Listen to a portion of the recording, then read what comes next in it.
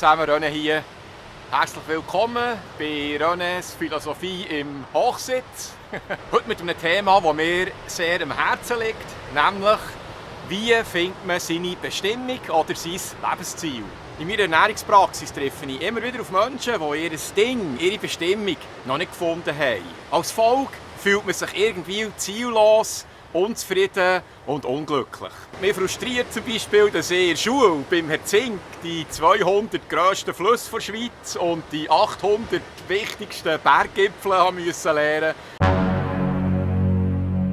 Aber die eigentlich wichtigen Sachen, die mir dann später geholfen im Leben, die leider nicht. Und heute möchte ich allen, die ihr Glück und ihre Bestimmung noch nicht wirklich gefunden haben, zeigen, wie es geht.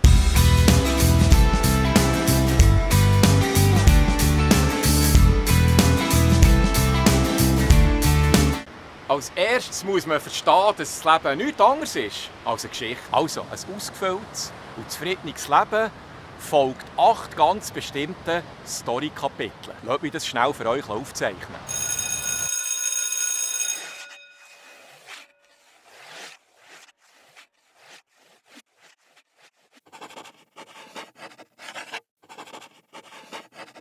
Der erste Schritt ist, ihr müsst herausfinden, wer ihr seid. Man muss seinen Drive kennen. Was treibt einem an?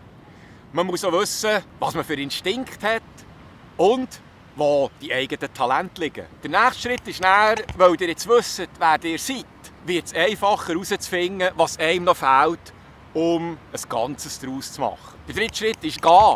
Jetzt, wo ihr wisst, wer ihr seid und was euch fehlt, jetzt könnt ihr gehen und das suchen. Und mein persönliches Beispiel. Ich bin ja immer gegangen. Ich habe instinktiv gewusst, dass ich die Lösung nicht in Thun finden werde. Was mein Fehler war, ich habe nicht gewusst, wer ich eigentlich bin und nicht gewusst, was mir fehlt. Und darum bin ich gegangen und gar nicht gewusst, nach was ich suche. Wie Pontresina, ich bin nach St. Moritz, ich bin nach Lenzerheide, ich bin nach Civerola, ich bin nach Fuerteventura etc. Übrigens, das ist noch die Antwort auf die Frage, ist dir einfach gegangen zum Auswandern? Ja, weil ich habe nichts anderes gemacht, als immer wieder zu gehen. Das war der einzige Aspekt, den ich problemlos konnte. Und der 4. Schritt ist dann die effektive Suche. Der 5. Schritt ist das Finden von dem, wo man losgezogen ist, zu suchen. Kapitel 6 ist meistens, man hat gefunden, was man gesucht hat, aber jetzt muss man einen Preis dafür zahlen. Und wie könnte so ein Preis aussehen? Ich bin auf dem Weg zum Dokumentarfilmer, zum Interviewer. Und falls ich das schaffe, werde ich wahrscheinlich öfters unterwegs sein. Und das könnte zu Spannungen führen mit der Miriam, die ihre Jobs und ihre Sachen hier hat in Los Angeles. Der 7. Schritt ist das Heimkommen, das Heimgehen mit diesem neuen Wissen. Und der 8. Schritt ist nachher, dass man das Gelehrte und die Zufriedenheit auch weitergeben kann.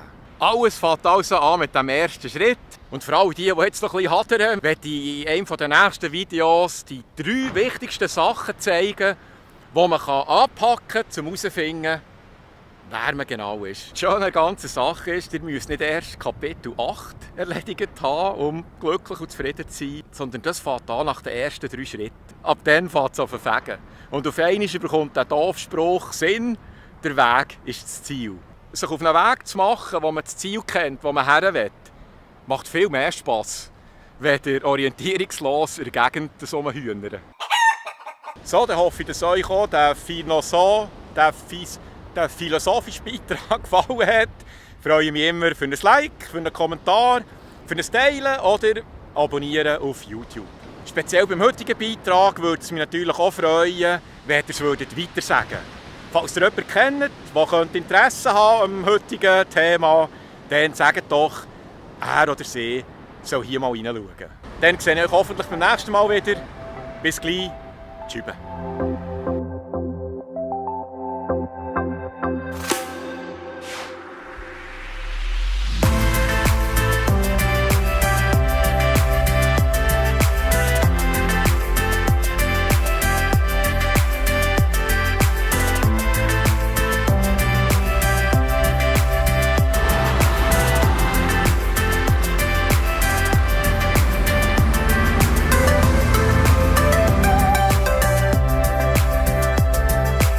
Oh, und für alle die regelmässig hineinschauen.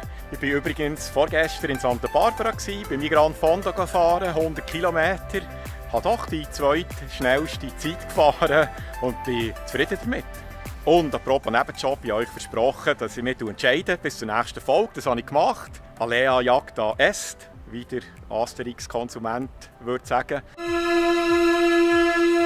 Aber wenn es euch gleich ist, verschiebe ich das auf das nächste Mal. Ich habe schon so viel geschnurrt heute. Wir sind etwa alle froh, dass es Feierabend gibt.